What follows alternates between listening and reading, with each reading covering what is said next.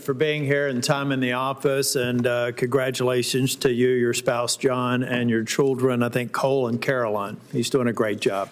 I leaned over to Senator Johnson, and when you were being attacked on by one of my colleagues on the other side of the aisle, it says the guy looks like he's got a heart rate of 40. You're very composed, and thank you for staying on the facts and demonstrating all the knowledge you possess.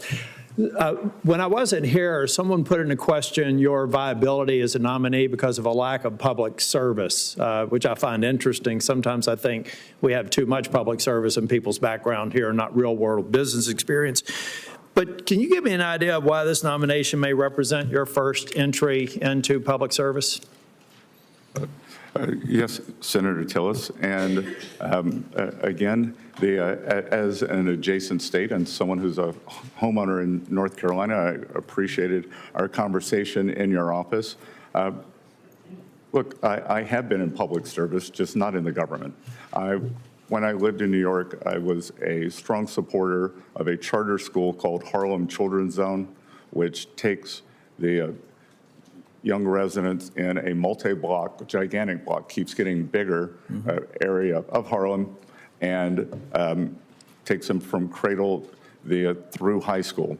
But I have found that my service, anyone can write a check, or anyone that with my means can write a check. What has been fulfilling for me is mentoring many of these young people. I'm still in touch with them today. I was also a trustee for Rockefeller University, one of the great research universities in the world. I was on the executive committee and the chaired the investment committee. But sitting here today is especially meaningful for me because this is my third try of public service. In 1979, when I was 17 years old, I wanted to fight for my country. My father had just experienced extreme financial difficulties. I wanted to attend the U.S. Naval Academy.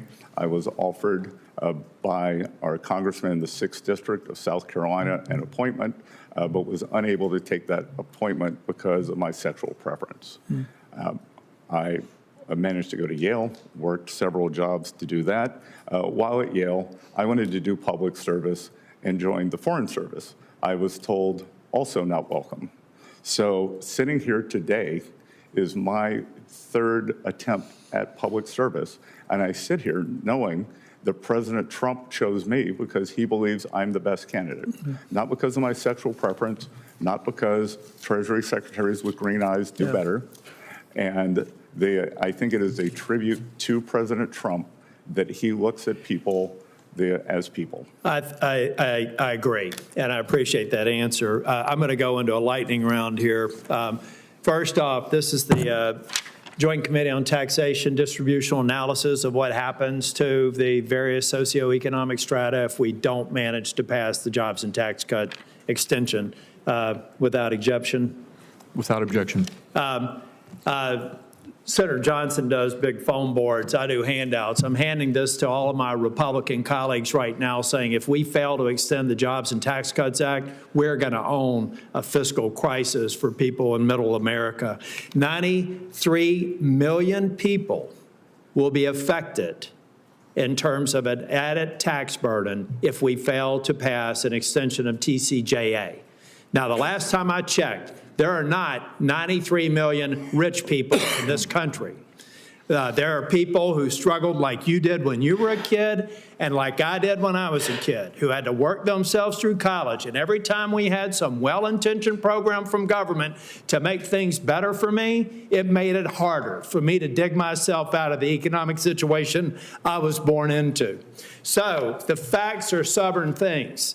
This tells us what happens if we fail to pass the jobs and tax cuts. And it doesn't even get to the impact that I had. It turns out at that very table, Jelly Roll was here for a finance committee hearing. He lived in the same trailer park that I did 20 years later in South Nashville, Tennessee.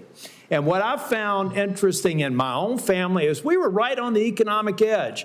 Every time government had some well-intentioned program to tax the rich, I went from a house to a trailer park. And every time government let us do what we wanted to do, we lived in a house.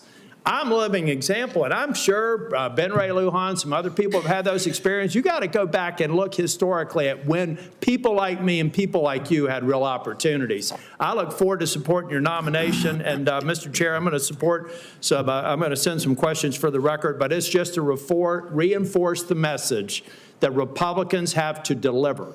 And anyone who says that we should not is advocating for a $5 trillion tax increase that will hurt the people who are on the economic edge worse than anybody else. Thank you, Mr. Chairman. Thank you. Senator Warnock.